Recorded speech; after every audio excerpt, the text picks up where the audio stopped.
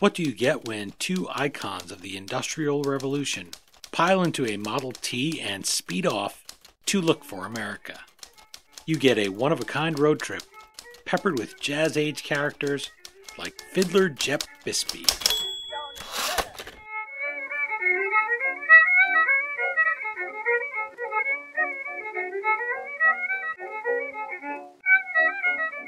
Hello, history lovers, and welcome. I'm your host, Dean Karayanis, and this is the History Author Show on iHeartRadio.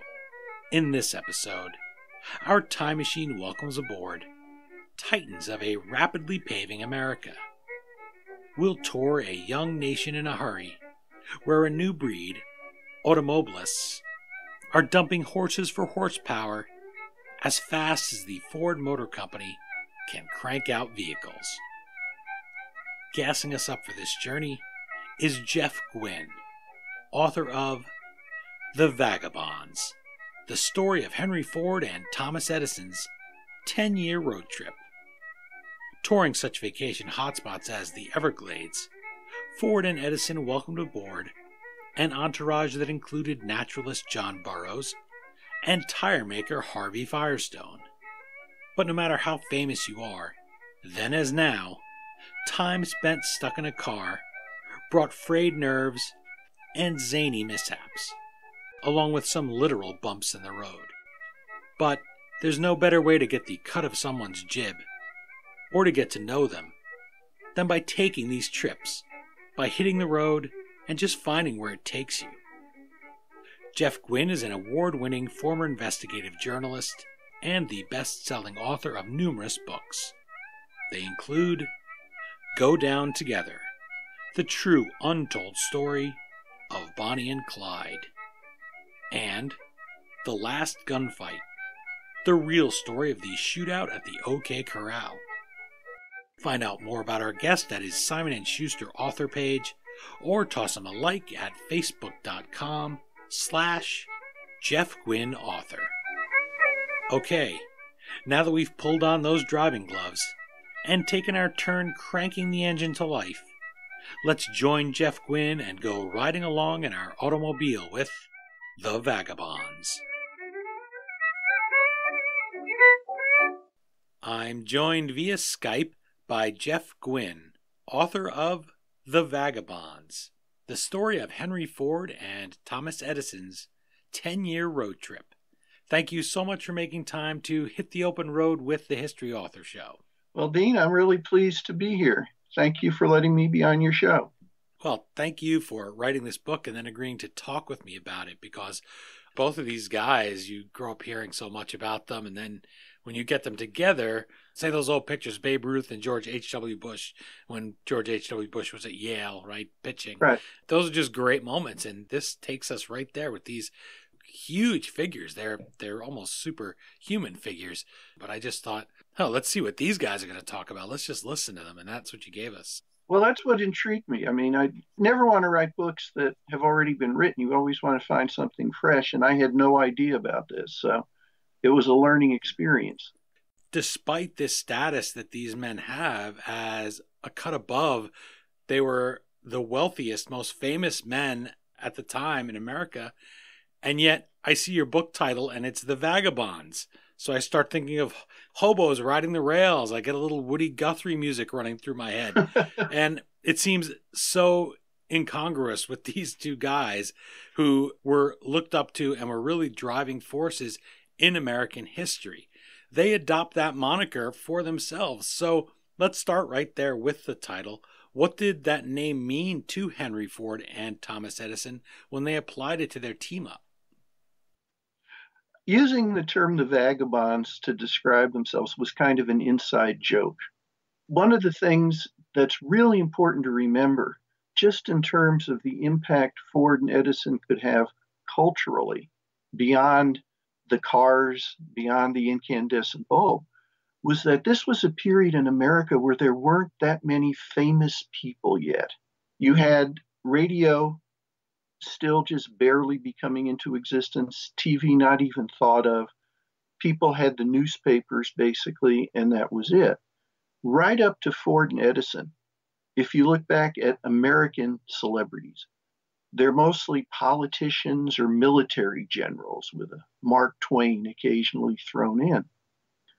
But because of what Ford and Edison had contributed, I mean, we think of Ford, we talk about he made cars available to the common man, and forget he's also the one that introduced the $5 workday and the shorter work week. So people not only had time, but money to get cars and then go places with them. Thomas Edison, not just the incandescent bulb, he invented the phonograph, music into the homes. They both meant so much. The two most famous men in America. And now what they're going to do is they're going to get some of their friends and get in cars and do this tremendous thing that people just hadn't even considered possible. We're going to drive around America. We're going to have vacations in the nice weather, and we're going to enjoy every minute. So they're having fun. I mean, there's nothing secretive here. They're not trying to play tricks on anybody. But at the same time, they're going out to publicize this whole idea. And they do it so well that when they start in 1914, there are maybe a few 100,000 cars in America, and very few of them are doing anything but taking people to work and back. By the time they finish, there are at least 10 million Americans 10 years later doing this whole auto camping thing, going on car trips. So through their celebrity, through these trips, they really were the ones who changed America into a car culture. It would have happened eventually, but they were the ones, as they had been previously with products and inventions, that actually stepped in and made it happen. So it's amazing. I love that they're having fun while they do this. They're not just going out there specifically to get people to drive, or specifically just to have fun for themselves, or to try or to advertise the cars. They have so many things working at once, and I think that that's a sign of a person that has a really genius level intellect, somebody who's really driven, successful in whatever field. This is something that I think transcends that. If you're a successful person, you're going to diversify yourself. You're not just going to do one thing at a time. You're going to accomplish multiple things. And they do that even around the campfire. They'll be talking about their latest ideas. Ford will always be bouncing things off Edison. It's really a almost father and son relationship there. And yet Ford has so few people he can talk to in that way and look up to and listen and respect, because he is a smart guy, a successful guy, and he knows it. So he's not going to listen. You mentioned the thing about the work week and about the $5 day.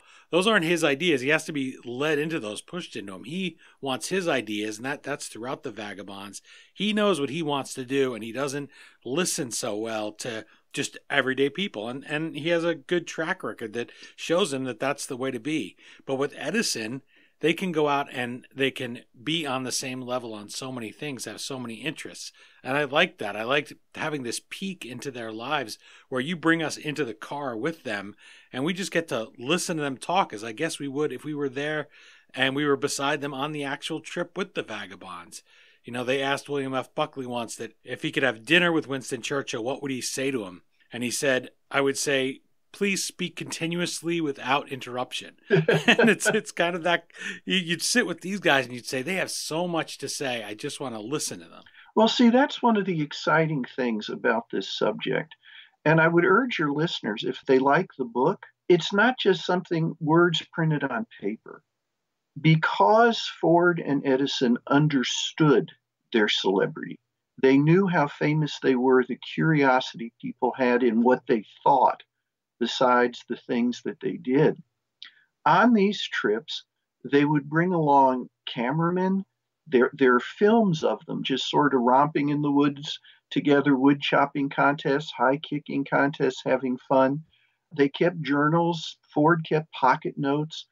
All these things still exist, from the absolutely fabulous Ford Museum in Dearborn to Thomas Edison Research Gardens in New Jersey. this isn't something that's just sort of a vague, shadowy memory. It's very real still.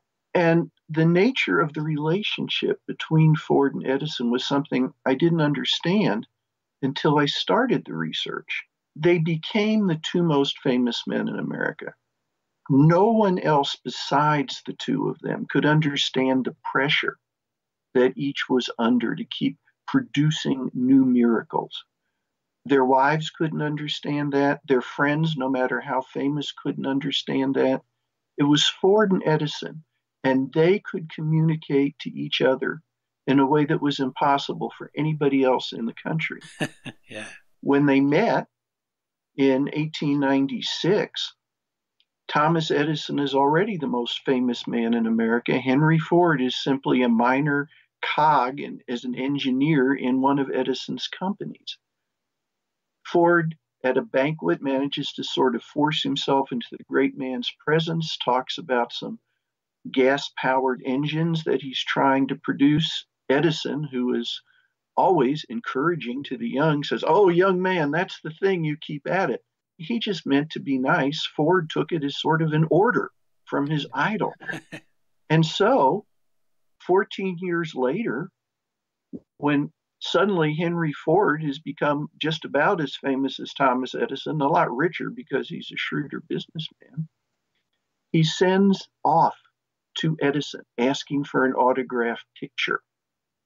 Edison has an assistant write back enclosing the picture and saying, "Mr. Edison would like to meet Mr. Ford at some point." To Ford, meeting Edison was a life-changing moment he'd never forget. To Edison, it'd just being nice to some faceless kid that he forgot in a minute. But once they met again, there it was. They recognized each other as innovators, as people who were in constant demand, who had not to be geniuses once, but were very much expected by the whole country to keep it up. What miracle is next from you guys? And the way they built their friendship and the way they expressed it not only was in obvious ways, but subtle ones. That's what the Vagabonds is all about. How you change culture, not just by your inventions, not just by the big, great, luminous moments, but what you do in between to keep people thinking about the potential, the possibilities of the things you've given them. Nobody understood in the beginning that this phonograph that Thomas Edison put together was going to be the precursor of all Americans being able to have whatever kind of music in their homes and their lives that they wanted. That Edison's kinetoscope, the flexible film, would move the film industry from its sort of primitive state to where it can go into movie theaters, where you've got something to go out and do in the evenings. Ford with the Model T. Before that car, most Americans never traveled further than 12 miles in a day from their homes. And the reason they didn't was 12 miles and back is as far as a horse and wagon could comfortably go. It wasn't the railroads that gave Americans freedom of movement, because the railroads had those tracks that you had to go on. Ford and Edison and their companions, Harvey Firestone, John Burroughs, they taught Americans that you had so much more freedom than you previously realized. It's a magnificent thing. And over 10 years, that's what they set out to do. I played a little bit of Jep Bisbee in the introduction. We meet this hardscrabble Paris, Michigan fiddler in the first pages of The Vagabonds. Why did you choose that moment to kick off your latest literary road trip? You mentioned that there weren't big stars at this point in American history, that it was mostly the generals, people in public life, and you couldn't have somebody who was just really good on the fiddle who would be famous, and he can be in everybody's home thanks to the phonograph, right? So what was it about his story? Where did you discover him in your research that made you say, let me put this guy in at the very beginning, and then a little bit of a spoiler alert, bring him back later and see how he's doing? What was it about Jep? Well, the magic to me of the Vagabonds trips is they didn't go to the big cities. They got in their cars and they went out into the country, and they went into a lot of isolated communities where things were very inwardly held. And the people there, when they would see Ford and Edison, it was literally like having God appear before you, something that was almost unthinkable. I went everywhere the Vagabonds did, put tens of thousands of miles on my poor, long-suffering car. And everywhere you would go, when you'd look up all the little county newspapers, the little town newspapers that came out in 1914, 15, 16, 17 about their trips, you would see the stories of how people would just think, my God, it's them. Jep Bisbee in Paris, Michigan, to me was the best example of the magic that the Vagabonds were capable of bestowing as they traveled. Jep was a world-class fiddler. He made his own violins, but very few people knew about him. Right. He played barn dances. He played different civic events just in the area in which he lived. Locally, he was kind of a celebrity, Jep Bisbee. On the other hand, when Ford and Edison encountered him, he was listed in a local directory as a shoemaker because music just wasn't enough to make a living, no matter how good you were. Ford heard about Jep Bisbee from Edward Kingsford, a man who worked for Ford in one of his lumber businesses, who'd heard Jep play. Now, Ford and Edison both hated what modern music was becoming. They thought jazz was disgusting, too sensual, too carnal. Ford, in particular, loved old traditional American music, and he and his wife loved to dance waltzes and square dances. So when Ford heard there's this great country fiddler, and they were going that way, suddenly in Paris, Michigan, this little tiny backwater town, it's a drizzly sort of chilly day in the late summer. And suddenly out of the mist come 6 magnificent cars driven by chauffeurs and limousines. And out pops Henry Ford. And the townspeople, all several hundred of them, just gather around with their jaws dropping. And Henry Ford wonders, anybody know where Jep Bisbee lives? Well, they run to show him.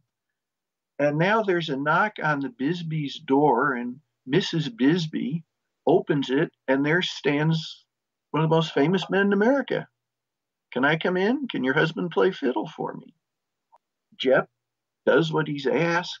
Ford calls in the rest of the company, including Edison and Ford's wife, Clara, and Edison's wife, Mina. And as Jep Bisbee plays his fiddle in his parlor, the Fords begin to dance like experienced square dancers. And the people in the town are watching through the windows. And my God, it was just impossible to believe it was really happening. Before they left that day, Ford and Edison made Jep various promises. Ford said he was going to bring him a brand new Model T so that Jep could drive to his shows in high style. Edison told Jep, when we get back home, when I'm back home in Orange, New Jersey, I'm going to bring you and anyone else you want out by rail and in my recording studios. You are going to make records, and I'm going to introduce you to the media, and you're going to be famous, and everybody in the country is going to get to hear your music. Now, think about it. An hour before, you've got an old man who's a shoemaker, occasionally plays some square dances. That's the height of fame as he can conceive it, and all of a sudden this is happening. That's the magic the Vagabonds had to bestow. And as you know, they disappear into the mist. It's like, were they really here? And for a couple months, Jep doesn't hear anything else. And he's left to wonder, did it really happen? If it did happen, are these men who are as truthful as they are famous? There's a happy ending to the story. We all love happy endings. And the best part of that story to me is, by golly, not only does Jep Bisbee get taken by train to New Jersey, recorded in Thomas Edison's studio. His recordings are popular around the country. He thinks he's too old to go on a national tour, but still, he's so well known now that when he dies some years later, his obituary is in the New York Times. Meanwhile, Henry Ford shows up at his house one day with the chauffeur in that brand spanking new Model T. They rebuild part of Jep's barn so he can park the Model T inside. Ford hires Jep to come to Detroit and play shows. Jep wins a statewide fiddler contest.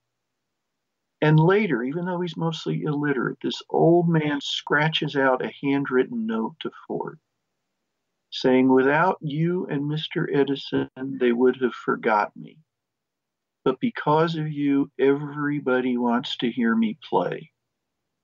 This is what the Vagabonds really could represent. They could change people's lives for the better because of these trips. And mostly that's exactly what they did. And think about somebody born in 1843. He's born in 1843, so this is not just that these are two famous people. Think of the most famous singer you could think of today. Think of the most successful industrialist. I guess we have a lot of Silicon Valley people. Meeting them is one thing because we have a template in our head. Maybe we're thinking of Edison and Ford. But for somebody like Jep, these men had ushered in a golden age with their inventions. They would have been something unlike he'd ever seen before. And here they are dancing, tapping their feet, listening to him play on his homemade fiddle. Edison buys one of his fiddles from him, right? Doesn't he? For $100. Think how much that was back then. Ford slapped down $100 before Jep could even say how much he wanted for the fiddle, which probably would have been $5 at most. Yeah, he just decides he's going to buy it, and he's happy with that when he goes and he says, well, they're very busy. Maybe they forgot about me. That $100 is a big game changer for his life. But they do come back. They keep their word to him. And I thought that was a sweet part. I was reading the Vagabonds and saying, I hope Jep gets his due.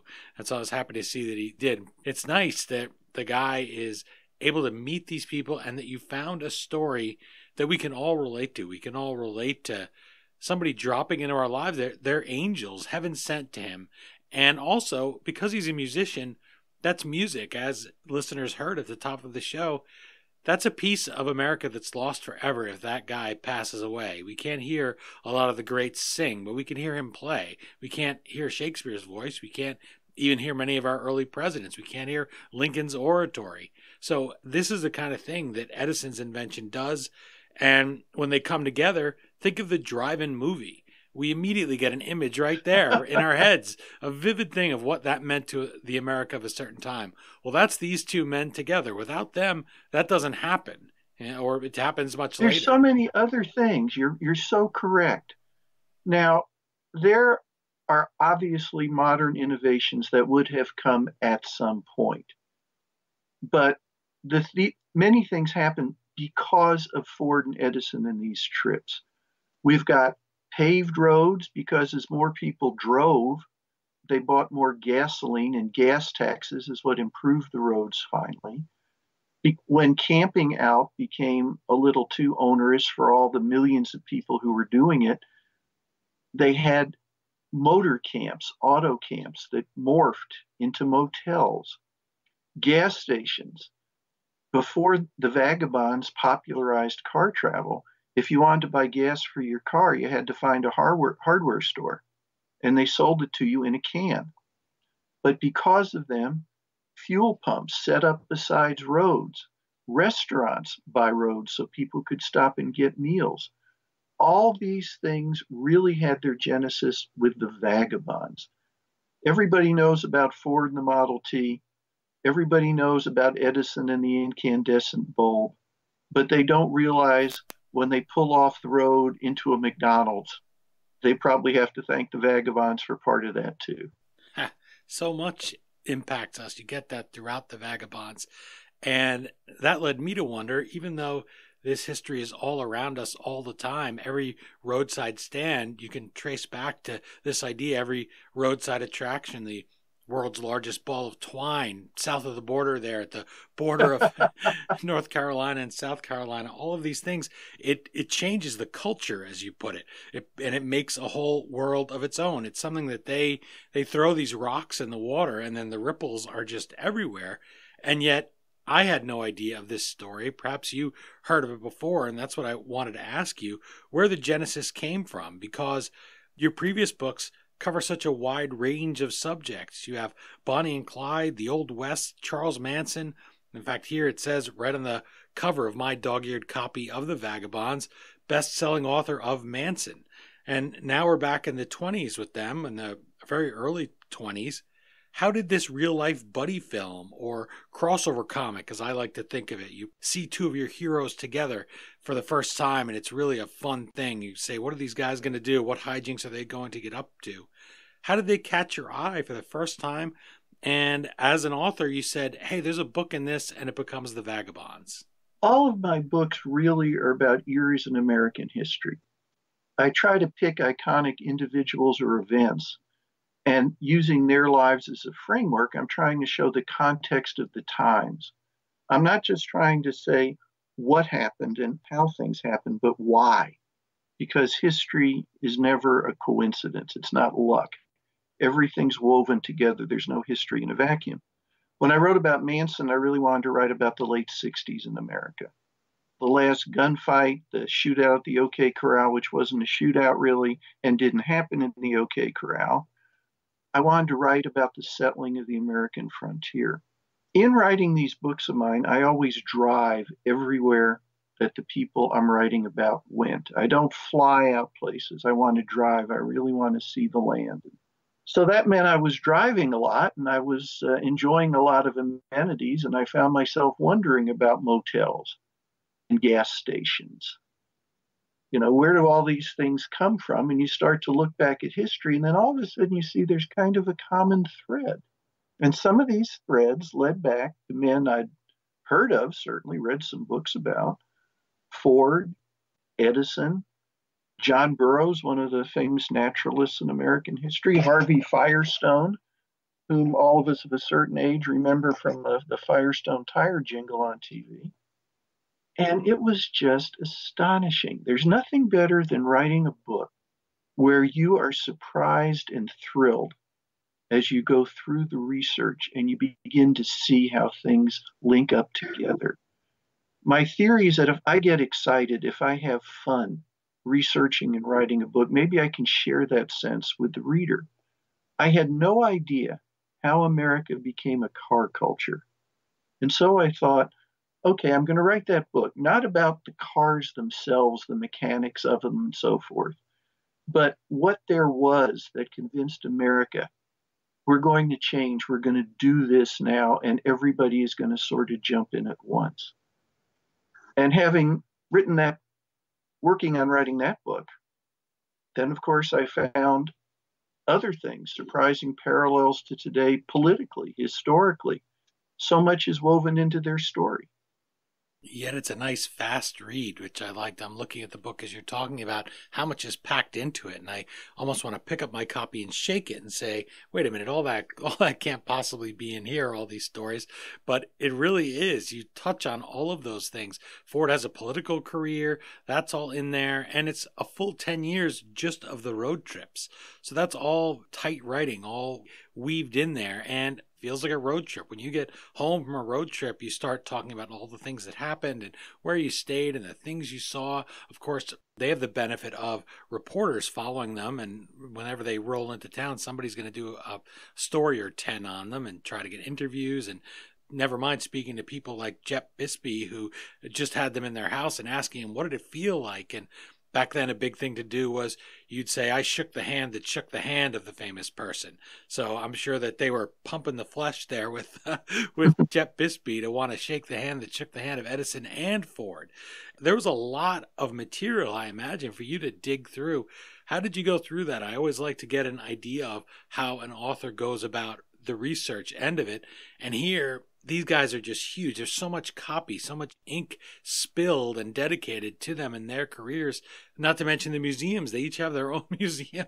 There's no fat in there. If we were talking about the suspension of a car, you'd feel like you were right on the road. There's no cushion, right? And that's not enjoyable, but reading the book is. How did you get that? There's a couple aspects to it. The first is going everywhere yourself. And if we start just with really the first trip in the book, which was a disastrous trip into the Everglades, it isn't enough just to say, well, okay, I'm going to drive in the vicinity. My photographer and I went to Fort Myers, Florida. That was where Ford, later Edison first, had winter estates. And through the local historical society, we found an old plat map from 1914, which showed where the first primitive roads had been cut into the Everglades. And we rented a car, four-wheel drive, and we found that little cut road they used that's mostly overgrown now, and we went in that way. Wow. And just like they did, we sort of got stranded, and there were alligators and snakes, and it got a little unpleasant, but it helps you understand, and you can write and describe that and bring the reader right there. The second thing is, Lord, please, anybody who reads this book and enjoys it, go to the Ford Museum in Dearborn. Go to the Edison Historic Gardens in New Jersey. They will open up for you their archives. You can hold in your hand the notes these guys wrote back and forth to each other about the trips. It's real, actual history you can touch. And then finally, and this is something that gets overlooked a lot, remember that I said the Vagabonds didn't go to the big cities. They went out into the country, into the small communities, where it was just an amazing thing to see such famous people. And today, all through America, in every little small town, every isolated county, there exist little historical societies who have saved all the clippings, who have all the oral histories of what great-grandma thought when she saw the Vagabonds pull into town. And they will share these things. These are views of real live history that aren't available anywhere else. And the small historical societies get overlooked or people make fun of them. In this book, they've been critical. Everything you're going to read in the book, in some sense or another, comes from a first-hand account. Whether it's something Edison wrote or Ford dictated, whether it's something a reporter asked and got an answer, whether it's a little film clip of Edison and Ford having a high kicking contest or Burroughs and Ford trying to have a tree chopping contest. This history is there for us if we just want to work a little and we want to find it. I love the companions too, because they add some conflict and it reminds you that there are other people in the world, right? I love that John Burroughs, which makes sense. He's a naturalist. We don't get a chance to see these people from history suddenly in a car bouncing around. We don't think of them that way unless we read a book like The Vagabonds. He calls the Model T a demon on wheels, which is great. And speaking of wheels, he's sitting there right next to Firestone, who I imagine is telling him, it's perfectly safe. This is going to be, this is going to be fine. Well, what are you making fun of the wheels for? Why don't you mention something else? But there are many of those things. They're ribbing each other. Any of us can imagine going to the bar with our friends, going on a road trip with our friends, and having these same moments. So when you tell me that these are all first-person accounts, that makes total sense, because that's just how it reads. It reads as if people are telling you what they saw and experienced when they were together.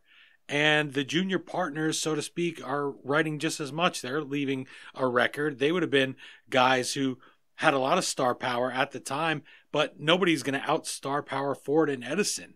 So I did want to remember them back there in the back seat, Firestone and Burroughs. What did they bring to these road trips? Why bring them along on the trips? Well, let's think about the Beatles if they'd just been Lennon and McCartney. Starr and Harrison didn't quite measure up, to the A-list to them, yet they were very talented men in their own right. Ford and Edison did not have that many friends. Each of them thought, if someone's trying to be my friend, he wants something from me. That's why they were so close to each other, because both men already had achieved the apex of everything. Ford, in particular, admired John Burroughs. Burroughs was a naturalist. He wrote about traipsing around New York State. He wrote a lot about birds. Ford, obviously, was your type A personality. His hobby was work. But one thing he did love was bird watching. And he was so enamored of Burroughs and Burroughs' writing that when Burroughs started to try to warn everybody away from cars, he offered to give Burroughs a Model T so he could see for himself how wonderful driving was. Well, Burroughs wasn't a very good driver. He drove that Model T straight through a barn, and Ford had to send a bunch of mechanics out to help fix it. But he could go on these trips. And now he'd complain all the time. John Burroughs was a world-class griper. Everything from the roads too bouncy to I'm not getting a hot dinner every day at noon. But he understood nature. And he could stop the car procession, and he could go out and he could lecture about these birds, these types of plant life.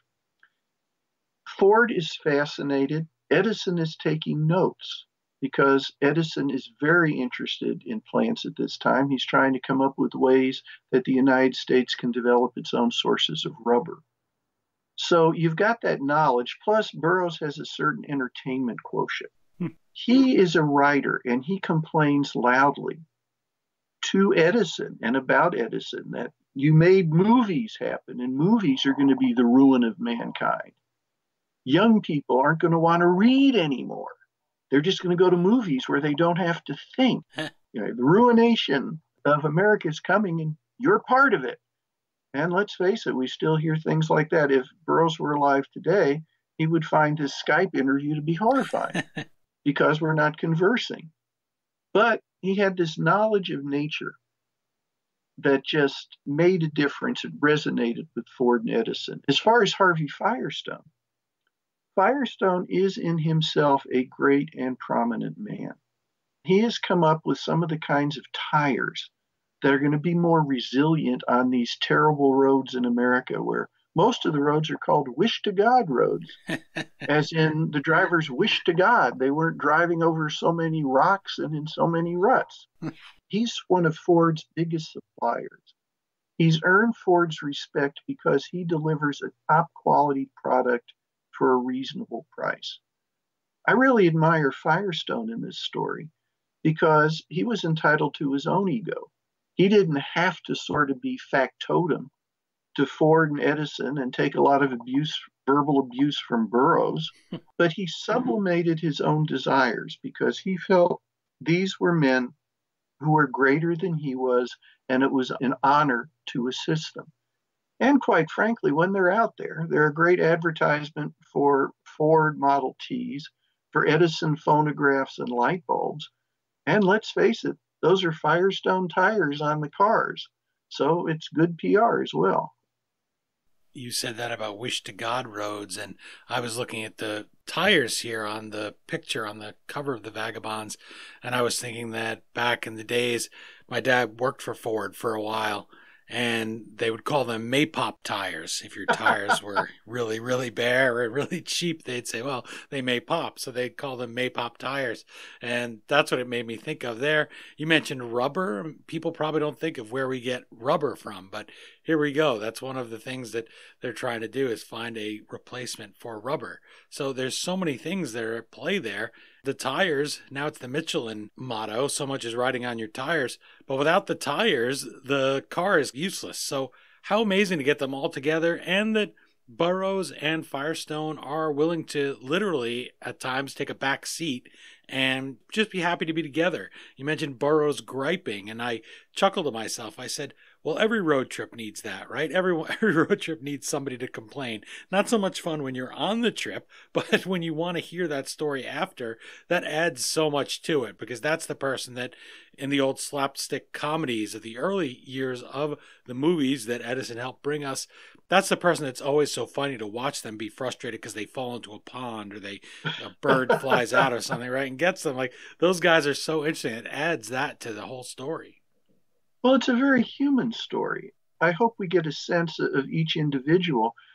It was a conversion of people and time where things could happen, where great events were possible, great strides, great changes were made.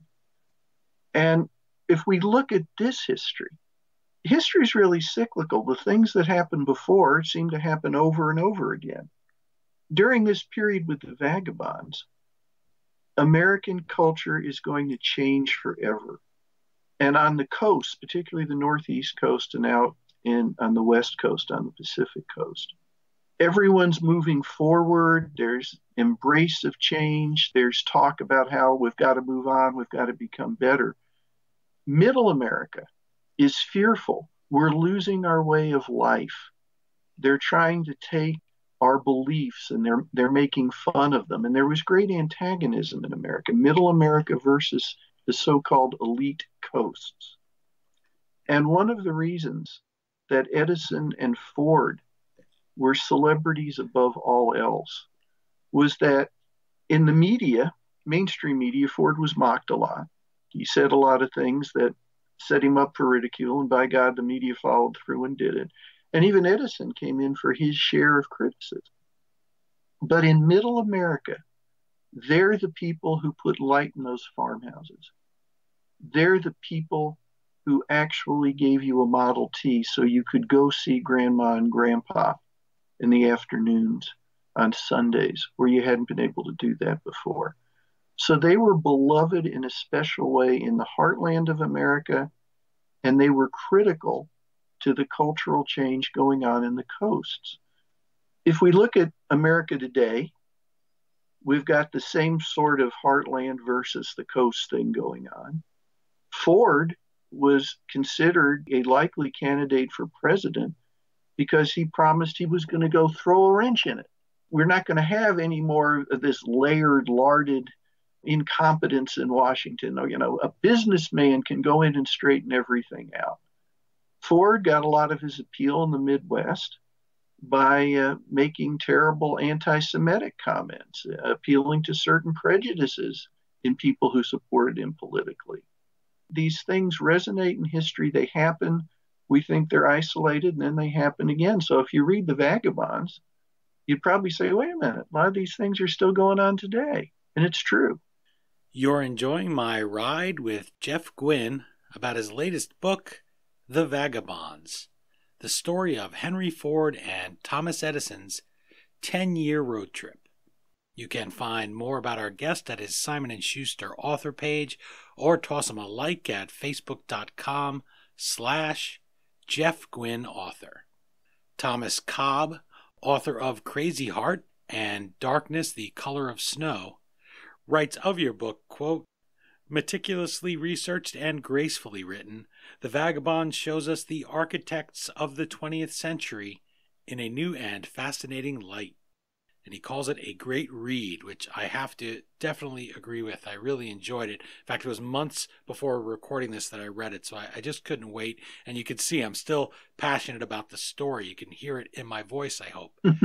But behind every great man, as they say, are great women. So this is the case here. I want to remember the ladies. I want to welcome them into the car with us, because I imagine that when the wives hear that their husbands are going to go on these trips, they're going to drive through the Everglades.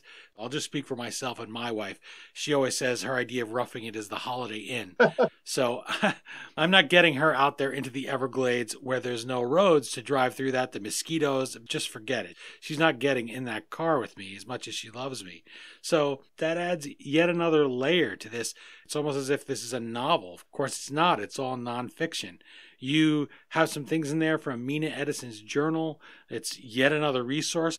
So give us a word for the ladies, as Abigail Adams might have said. Don't forget the ladies, right? She told her husband, John, when he was drafting the laws of the nation. So what were they doing? How did they deal with this trip their husbands went on? And were they game for the trip? In the beginning, the wives, Mina Edison and Clara Ford, saw the trips as something that might be a lovely adventure. And the first one in 1914, the menfolk thought to begin with that they were just going to go into the Everglades. Mina Edison thought otherwise. She was much younger than her husband Thomas. She was his second wife. The first one died tragically. But Mina refused to be called housewife.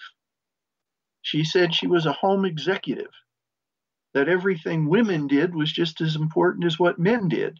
And by golly, if they were going into the Everglades with Mr. Burroughs, the ladies had the right to learn all about nature from him just as much as menfolk.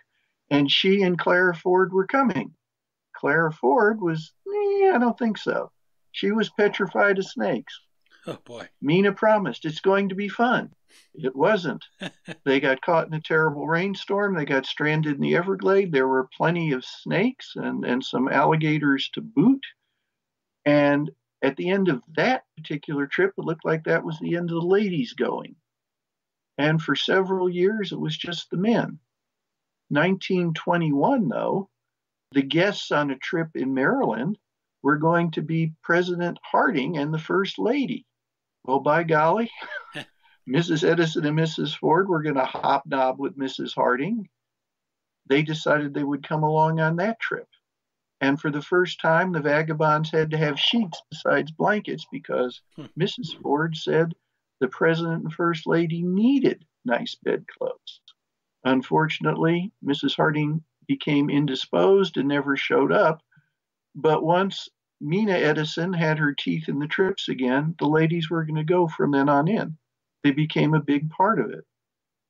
In two particular ways, it's fun reading their letters and their diaries.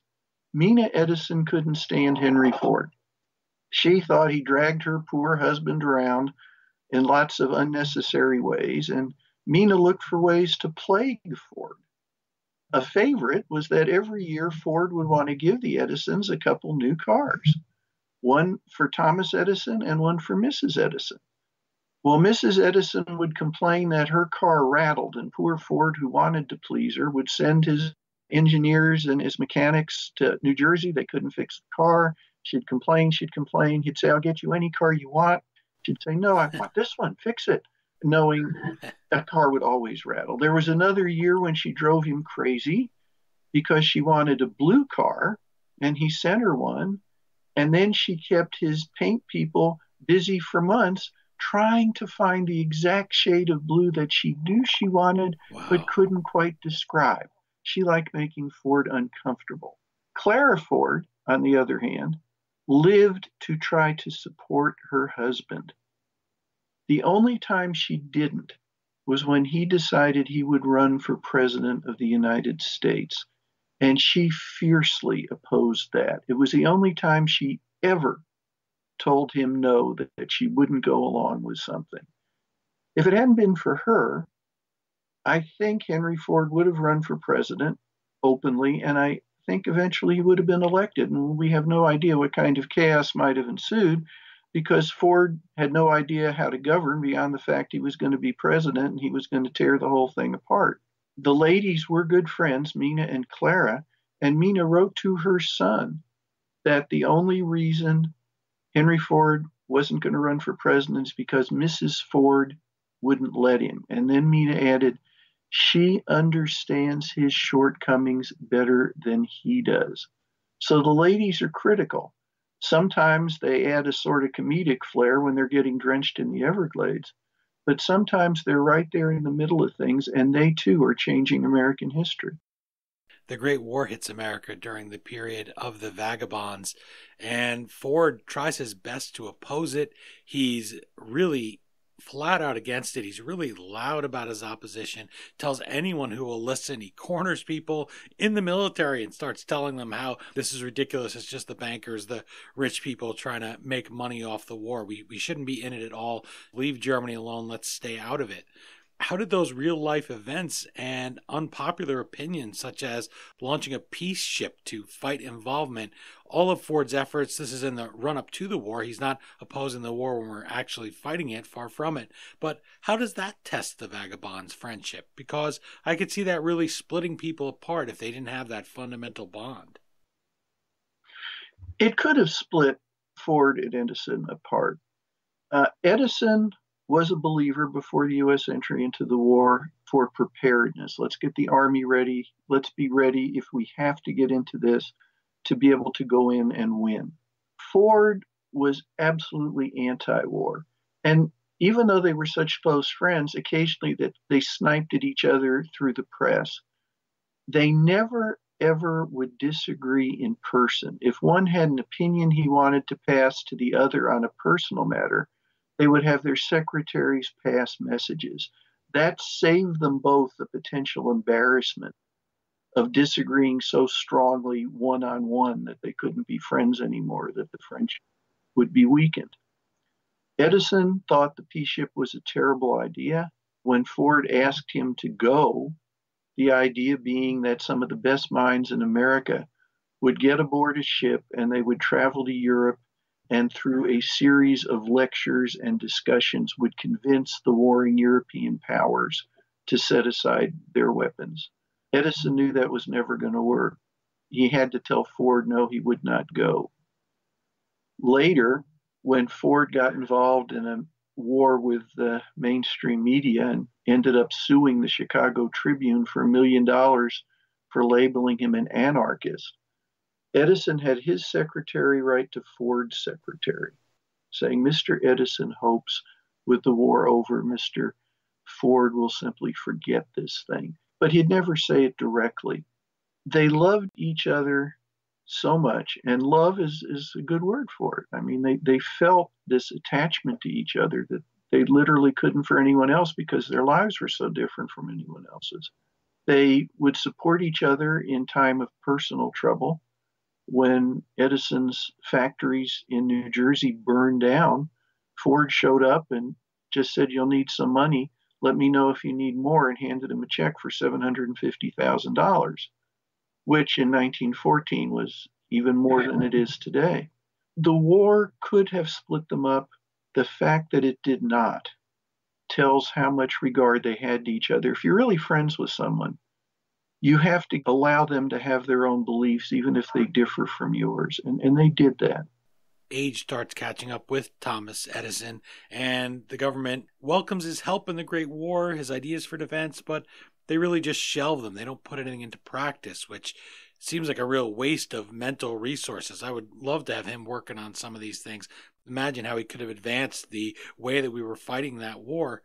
Meanwhile, Ford is younger, so he's a whirlwind of activity. He loses a U.S. Senate race by a very narrow margin and avoids that shoo-in presidency that his wife was hoping that he would avoid. That Chicago Tribune libel trial, though, it lays bare in the book his habit of shooting from the lip, and in this case about the Jewish people. That anti-Semitism blots his legacy. In fact, forget all of these large things that he did, all these important things, as many people do. The only thing that they'll boil it down to is they know that he was anti-Semitic, that he expressed these views. Of course, he expressed all of his views on whatever it was very loudly and very strongly. He wasn't a guy who was shuffling one foot and saying, well, gee, I don't know about the war, or whatever it was. He seems to have stated everything like a punch in the face, very forcefully. How did you approach writing about a man who you're going to have to quote these things? You're going to have to say that he had these anti-Semitic views. You're going to have to shake your head at him, and you're going to have to sometimes just get mad at him and say, hey, if I'm writing a book about you, darn it, you should be a better guy. You should be better than this. At least that's how I feel about it, because I want to look up to Henry Ford. And yet he does have this blot on his legacy. So how do you approach that as an author? Because I'm just a reader. I just read what's there. I can deal with it my own way. But you have have to present it in a way that you feel is fair. So how did you go about that so that readers don't recoil from Henry Ford? Well, I think modern readers will recoil from this aspect of Henry Ford. There's very few shining, perfect individuals. And as I researched this book, certainly I had to deal with Ford's anti-Semitism. It's also true that Thomas Edison had no respect for Jews, and he also was a racist in many ways. We must, as we write about history, not forgive terrible attitudes and beliefs, but we do have to weigh them in the context of their time. In 19-teens America, it was very much a society dominated by white male Protestants. You can make the argument America still is. It's a time when even Catholics are considered kind of exotic and a little suspicious in lots of areas in the country. Ford was an unabashed anti-Semite. He was.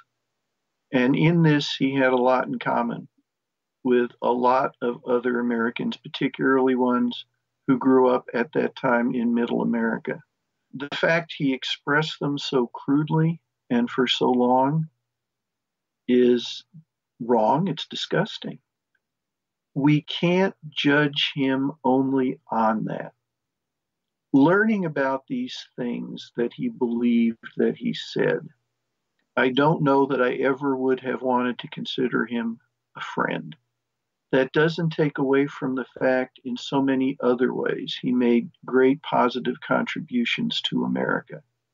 We don't forgive the bad things, but we also can't forget the good ones. All I can do as a writer is tell things as objectively and honestly as I can. Readers will make their own decisions.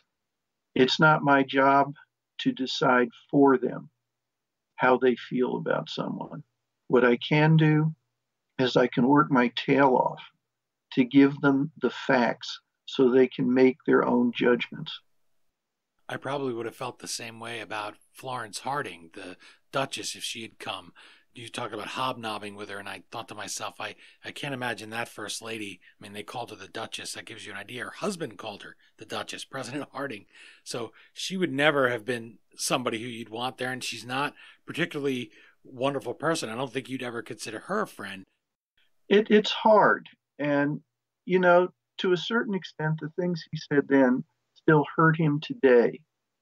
There are going to be people who are going to hear that and immediately dismiss him as a mindless bigot. And in some sense, they're right. Ford could not understand because he felt he was being sincere. He was sharing information with people. Why anyone, including Jews, should be offended. He actually counted a few Jews as friends. One, a rabbi in Detroit he admired so much, he would give the rabbi a new Model T every year. When Ford, in the Dearborn Independent, the newspaper he bought to espouse his anti-Semitic views, 91 straight weeks they would have an anti-Semitic story trying to reveal how the Jews were doing this as a plot or that. The rabbi returned the car and Ford couldn't understand it. He called him up and said, "Has something come between us?" That means that, as badly as this reflects on Ford, he literally had no idea just how offensive he was being. He thought he was being helpful. So I don't know whether that makes him any less a bigot or a racist, but that was his attitude towards things. He was just laying out the facts. Of course, they really weren't the facts, but that doesn't stop a lot of prominent people from trying to offer their opinions on things. We have time for one final question, and in a way, the Vagabonds' mission to popularize auto camping, as you called it, or as they called it, worked so well that it ended the trips. There became almost no point to them anymore. There was no more of that ink to be written about what they did. You drove the routes that the foursome traveled as much as you could. If people are listening to our conversation now, if they're going to pick up the Vagabonds, maybe on their way flying somewhere, read it on the plane, and then when they get in that rental car on their way to drive to grandma's house or wherever they're going, what is it that they owe, what debt, to this decade of jaunts by Ford, Edison, Firestone, and Burroughs? What we owe in modern America to the Vagabonds is the fact that we feel we have the freedom to get in our cars and go wherever we want to go. That freedom was not felt more than a couple generations ago.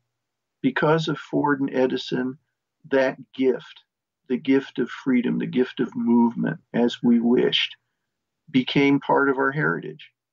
And that will never change.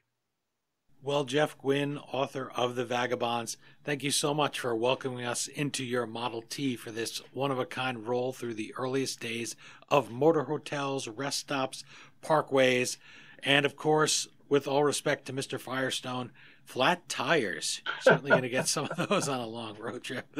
I wish you the best of luck with the book. I hope readers will pick it up to appreciate the ride in a whole new way the next time they get their motor running and head out on the highway, because this book really will change the way you look at everything along that route. This has been a lot of fun. Thank you for the opportunity to have this conversation. Well, thank you. I really did enjoy the book. I loved it, in fact. Well, that means a lot to me. I sure hope your audience enjoys hearing about it. And thank you again. This is an opportunity. I realize that.